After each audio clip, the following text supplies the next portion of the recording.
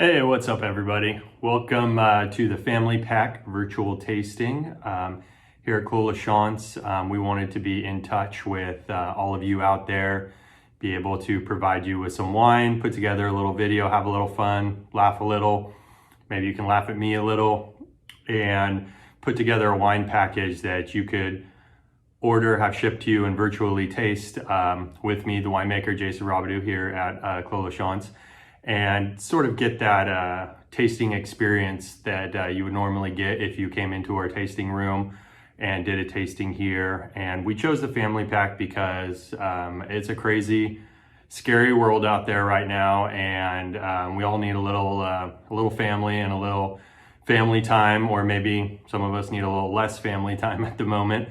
But family is so important in crazy times like this, so we thought it prudent to put together a pack that's near and dear to our hearts here at Clos LaChance. And big shout out, thank you to the sales and marketing team for putting this together. It's a genius idea. I love being able to, get out there and speak a little bit about the wines that we produce here, give you guys a little insight on the winemaking process, what we were thinking when producing these wines, about the blends and all of that. So sit back, open up a bottle of wine or four, and do some tasting with me. So a little bit about the family and the winery itself, for those of you who are not familiar with Clos LaChance. It's a family-owned and operated winery. It was started back in the early 90s by the Murphy family, who had a 3/4 acre Chardonnay vineyard in their backyard in the Santa Cruz Mountains. They started producing small lots of wine from this vineyard, and quickly found that this hobby was growing into a business pretty quick. At that time, they were installing backyard vineyards throughout the Santa Cruz Mountains for several of their friends and clients, and were starting to produce high quality, ultra premium wines from the region. So as it grew, they moved their operation down here to where we currently are in San Martin, California, about 20 minutes south of San Jose, right on the east side of the Santa Cruz Mountains. It's a Santa Clara Valley appellation. It's a fast-growing, beautiful wine region, producing some world-class wines. And we've been in this location for about 20 years now. Vineyard was planted in 1999 through 2001 over phases, and we have about 135 acres here on our estate. We produce over 18 different varietals from the property, and several different SKUs across many tiers and many different brands. So we got a few fun ones here to taste with you guys, and since I know nobody likes to drink alone, I've got mine poured and ready to go so we can enjoy some wine together. Let's start with the 2018 Hadley's Cuvée. This one, of course, is special to me as it was named after my daughter, Hadley. It was a sort of an homage to some of the really great white varietals that we have on the estate. We produce a Sauvignon Blanc, we produce a Viognier, we have Marsanne, Semillon on the property. We source Chardonnay from throughout the region in the Santa Cruz Mountains as well. So we had a lot of varietals to play with, and while we produce varietal Viogniers, Chardonnay, Sauvignon Blancs, Marsannes, we thought we have these beautiful wines to produce a really great blend. So that's sort of where the idea was born, and we hadn't been producing any white blends at the time. So this was a really fun one for us to work on. It's an interesting wine because there's typically two camps in the white wine world. There's an oaky wine, and then there's a stainless steel wine that has no real oak presence. And what we did with this one is bring those two worlds together. Now, typically people don't use an oaked wine and a stainless steel wine to blend together. They like to stay on either side. But with this one, we brought the two worlds together. We combined them and created this complex, beautiful white wine. The particular blend on the 2018 is 57% Sauvignon Blanc, 32% Viognier, 6% Marsanne, and 5% Semillon. So a little bit about each of those varietals. The Sauvignon Blanc is produced in only stainless steel tanks, as well as the Semillon. And the wine is brought in, hand-picked, hand-sorted into the press. We do whole cluster pressing. and the juice comes off. We then cold settle it for about 48 hours, in which the thicker lees settles to the bottom. We then transfer the clean juice off of the lees and begin fermentation in stainless steel tanks.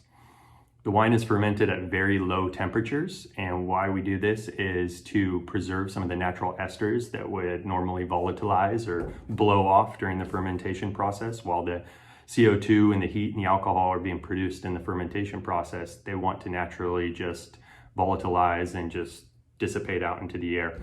So very cold temperatures helps preserve this. It creates a very slow fermentation as well, typically between 2 to 3 weeks versus some of the red wines or barrel fermented wines, which would ferment in 3 to 7 days. So the slower process really helps give us that really natural, really bright, really aromatic characteristic to the wine. The Sauvignon Blanc typically brings some really bright citrus, green apple, some melon characteristics to the blend. Now on the other two components, with the Viognier and the Marsanne, we actually do neutral oak aging on those. So we'll do the same process. We'll press the juice off, we'll bring it into tank, we'll chill it down, settle it, and then once we rack the clean juice off of the lees, we'll then start fermentation in neutral oak barrels. So that's where some of the oak characteristics might come through. Now we utilize neutral oak barrels, so it's not going to be an oaky blend and not going to be an oaky component to the wine, but what it does is it rounds out the mouthfeel, it adds a little bit of structure, it oxidizes a little, which breaks down some of the compounds and some of the esters in there and helps bring a more interesting characteristic to it. Your Viogniers and Marsannes typically are going to be a lot more floral. You're going to have orange blossom and violet and perfumey characteristics added to it. So while you still have the bright citrus and the really crisp flavors from the Sauvignon Blanc and the Semillon, you also have these really amazing floral and orange blossom type of characteristics to go with it as well. On the palate, you're going to see that it's actually quite smooth versus more of a strict Sauvignon Blanc style, which might be a little bit more acidic, have a little bit more of a bite to it. This one's going to be a little bit creamier on the palate. You're going to get some really nice stone fruits on the palate, and it's going to be a lot longer. So it's going to linger in your mouth quite a bit longer. So let's give it a try.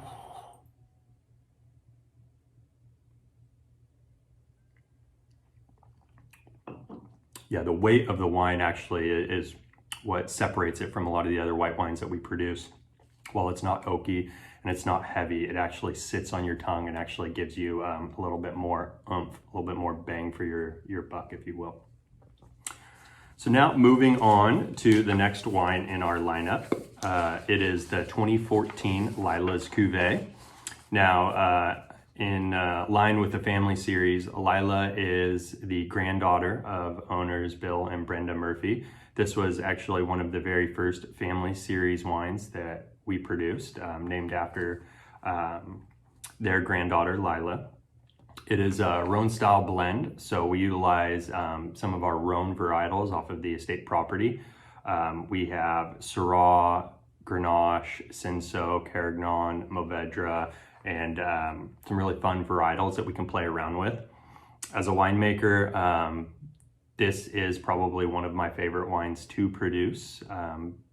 We get to sit at the blending table, we get to break down each varietal, we get to play around and tinker and a little bit here, a little bit there, and try to really hone in on the best possible wine we can make. Now, our region in Santa Clara Valley and the Central Coast is widely known for its Rhone varietals. It produces some world-class, some really top quality Rhone wines from Paso Robles and Santa Barbara in the south all the way up to where we are up here in the North Coast. So it's a wine that's always really shined, always sold well, always been one of our highest scoring wines and produced really well.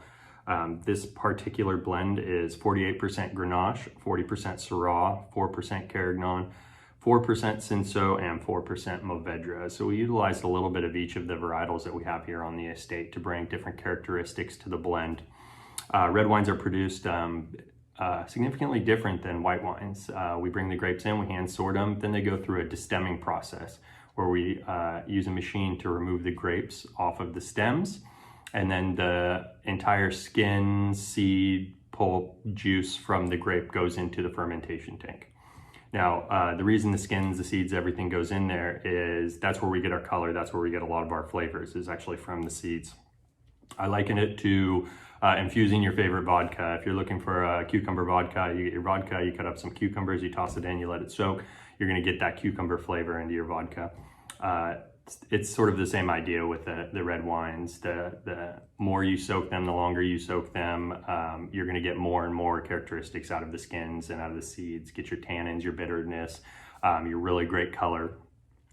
So it's a much different process. Now during fermentation, those skins that are in there and macerating and getting broken down, they naturally want to rise to the top. With heat and CO2 being produced, the skins, or the cap, wants to go to the top of the tank.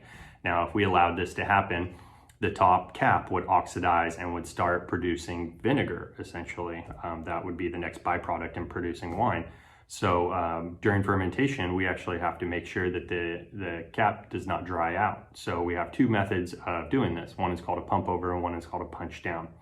The pump over is where we actually physically just pump the juice from the bottom of the tank and use an irrigator on top, just like a sprinkler, and sprinkle the entire top cap. That keeps it hydrated, it keeps it wet, and it prevents it from oxidizing.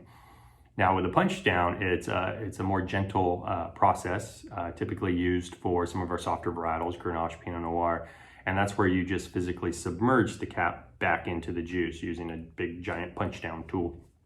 So it's two different processes, and it gives us two different outcomes, a softer or a more harsh extraction, depending on the varietal and the style of wine that we're actually producing. The Syrah in this blend is going to be sort of your dominant characteristic. So a Syrah is a pretty beefy wine. It tends to have meaty, gamey characteristics, more of your darker black cherry style of fruits, where your Grenache, your Cinsault, your Carignan tend to be a little bit lighter in our region. So you're going to get more of the brighter strawberry, brighter cherry characteristics to it.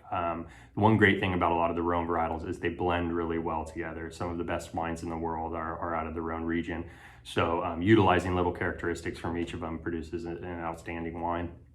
On the Mourvedre side of things, that's one of the varietals that's actually very distinct in its characteristics. It has a very spicy, sort of white pepper and allspice, baking spices type of aromatic, as well as palate. So that's a fun one to sneak into a lot of these blends, because you'll get the big gamey, meaty characteristics with some really bright fruit, and then you'll have these little hints of allspice and maybe a little pie crust and some really fun things that you're going to get on the back end notes. So let's give this one a try.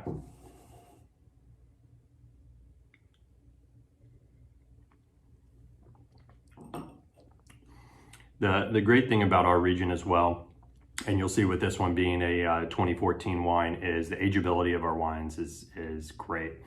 We have the coastal influence coming over from the coastal side of the range, giving us really cool nights, really heavy fog influence during the summer. So the natural acid that's preserved in our wines is tremendous, and it gives us the structure and it gives it the ageability that we're looking for in a lot of these wines. So while this wine is now 6 years old, it's still holding up great. It's still very bright, still very beautiful. The structure is outstanding. It's softened over the years, so it's not going to be quite as heavy on the palate as maybe it was 2, 3, 4 years ago. But the overall structure and holdup of this wine is absolutely amazing. So now we will move on to the next wine in the lineup, which is our 2015 Twin Clone Cabernet. So the family tie with this one is pretty fun. The owner's daughter, Kristen, who is the vice president of Clos, LaChance, is married to one of our winemakers here. And in 2014, they had twins. And we were looking for ideas to utilize their name and bring their little boys into the family series of wines. And we looked to one of our blocks in the vineyard called our Whitestone Vineyard, which is our high-end top-tier Cabernet. The block is very unique in the soil structure. We utilize 3 different clones in the block, giving us little nuances throughout the Whitestone wines that we produce. And we wanted to go to the next level. We wanted to create a wine that was just absolutely amazing, very dense, very big, a strong structure. And we did a little experiment in 2 of the blocks, and we did what's called single clustering the vines. So we went through the entire block, and while a normal vine shoot wants to have 2 to 3 clusters on it, we went through and chopped off 2 or 3 to make sure that every single shoot only had 1 cluster. And what that will do, with same idea as with tomatoes or anything in your vegetable garden, is that plant is now going to focus all of its energy into that 1 cluster rather than 2 or 3 clusters. It naturally wants to produce fruit, so it can create seeds and reproduce. So now it's going to put all its energy just into that 1 cluster. And what you're going to get is a lot more complexity, a lot denser of a fruit. You're going to get thicker skins, and it's going to produce a bigger wine. So we just so happened that year we decided to do a single cluster experiment in 2 of the blocks and 2 of the different clones. And the wine that was produced was absolutely phenomenal. Still to this day, probably one of the best Cabernets we have ever produced. And it, instantly came to us. There was no hesitation, as we're using 2 clones that we did this experiment with, twin clone for the twin boys. So it was a really great tie into their little family, and still to this day producing one of the top tier best wines that we produce. The Cabernet process, as far as making the wines, is very similar to what we discussed with the Lila's Cuvée. The grapes are brought in, they're hand sorted, they go through the destemmer and into the tanks. The one thing we do with our Cabernets, especially the top end ones, is we do a much longer cold soak before we start fermentation. So when the grapes actually get into the tank, we'll chill it down to 40, 45 degrees and let it soak there. And what it's doing during this time is it's extracting. So like the cucumber vodka, it's pulling out tannins, and it's pulling out color, and it's pulling out aromatics and flavor compounds, and it's really pulling a lot more out. So we'll let that soak anywhere from 5 to 7 days before we actually start fermentation, where with the Rhone varietals, we tend to do 48 to 72 hours or so, and that's all it really needs to extract and pull out really what we're looking for it. The Rhone varietals tend to have thinner skins, so it extracts a little bit faster, where the Cabernet skins tend to be very thick and very, very dense. So the longer extraction period really helps create that really big structure and pull out all the tannins that we're looking for, both out of the seeds and out of the skins. The aging process is very similar as well. It's all aged in oak barrels. With this particular blend, we utilize about 90% French oak, of which about 40% is new. We use a little bit of American oak, usually neutral and not new American oak. And that really just adds another depth, another layer of complexity to the final product, and create this really nuanced and beautiful wine while still being one of our biggest structured wines and top end. So let's give that one a try.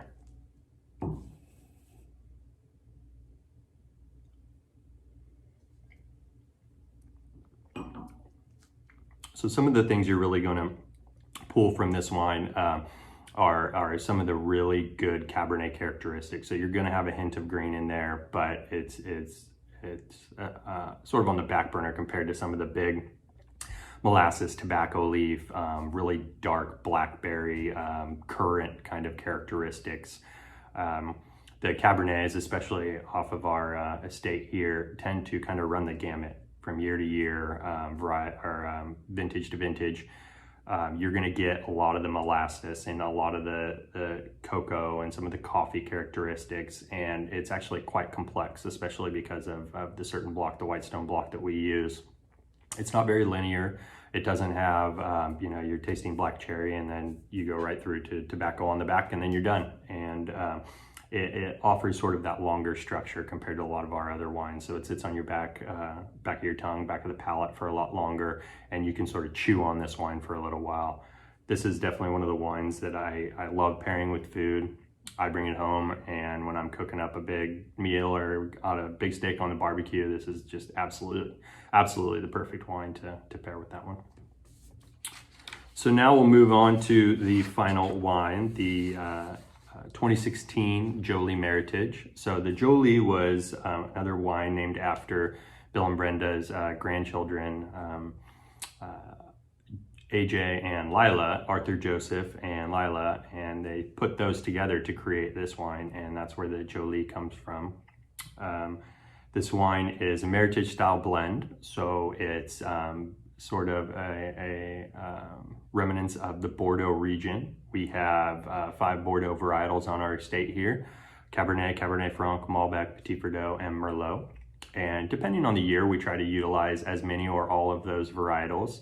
But the fun thing about a blend like this, a Meritage style blend, is we're sort of at the mercy of the vintage. So we look to that vintage and see what was the rock star, what was the wine that shined the most from that year. We've had years where the JoLi is a Merlot-based blend, years where it's a Cab-based blend, years where it's even a Petit Verdot-based blend, and that's because in any given year, one varietal might outshine the other. And when we're producing these top-end blends, we want to make sure that we're using the best of the best. We're getting down to even barrel selection level where we're tasting through individual barrels and making sure just the right barrels actually get into the blend. This blend in 2016 was 45% Cab, 45% Merlot, and 10% Petit Verdot. So again, going back to the twin clone, the Cabernet is going to have a lot of structure to it. It's going to bring some of those more molasses, cocoa, tobacco sort of characteristics to the wine. It's going to be a lot of the structure of the wine as well, where your Merlot is going to bring some of the brighter characteristics. So some bright cherry, even a little bit of ripe strawberry in there. And then your Petit Verdot is going to be your floral and more complex characteristics. So Petit Verdot tends to be a lot more rose petal and violet, which is great for the aromatic structure of the wine. And then Petit Verdot is a very big, dense, tannic wine. So that's usually in smaller percentages because it's going to really overpower the wine if it gets to be too much. So the blend kind of coming together, you're going to get a lot of those deeper aromatic characteristics with the Cabernet, some of the brighter ones from the Merlot, and then a lot of structure is actually going to come from the Petit Verdot, adding to some of the floral and more aromatic structure as well. As far as the production, it's very similar to the last two. With all of our Bordeaux's, it gets the longer cold soak. It gets a little bit longer barrel aging time. So while it's going to be 40 to 50% new French oak, we're gonna try to push this one out to 2+ years as far as the aging process. So it's going to sit in barrel. It's going to get time to actually marry with all of the oak characteristics, oxidize a little bit more to soften some of the tannins to it, and then be able to pull those tannins actually out of the oak barrel and get just a little bit more of the oak tannin structure to complement the big grape tannin structure that we've got for it. So let's give this one a try.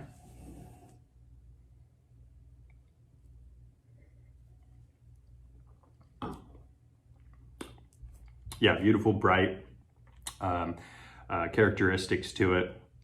It again is aging extremely well. You'll see as we went through, we did a 14, a 15, and a 16. You can kind of see that the 2016 wines are still a little bit brighter. They still have a little bit more oomph on the palate. They haven't quite softened, where some of the 14, some of the tannins have broken apart and they're actually softening a little bit. So the 2016 is still very bright, very vibrant, right in the window right now of drinking, and going to be a really great complement to any of your meals.